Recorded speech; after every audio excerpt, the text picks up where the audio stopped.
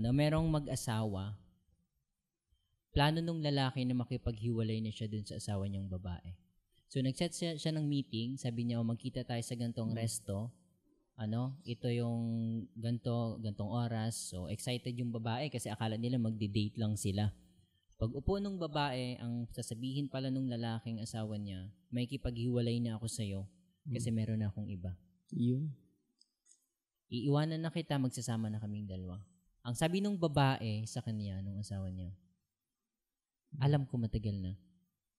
Alam ko for almost 1 year, lumalabas kayo, nagkikita kayo, nagsisini kayo, lahat ginagawa mo.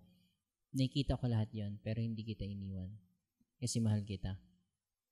Kumuha ng kapirasong papel yung babae, inabot dun sa asawa niya. Ang nakalagay dun sa sulat, sabi nung sulat, yung babae ay merong sakit na terminal leukemia, wala nang lunas na sakit, at 1 year na lang yung taning ng buhay niya. Nagilty yung lalaki.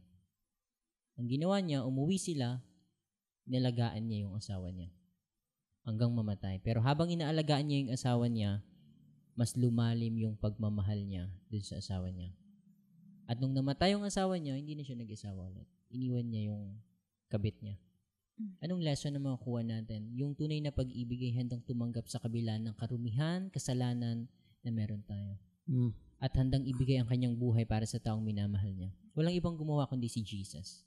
Binigay niya ang kanyang buhay para sa atin, para sa ikapagpapatawad ng ating mga kasalanan. Kaya't kung hindi ka pa nakakaunawa o naiintindihan ng lubos ang tunay na pag-ibig ng Diyos, delikado kung papasok ka sa pag-ibig o relationship.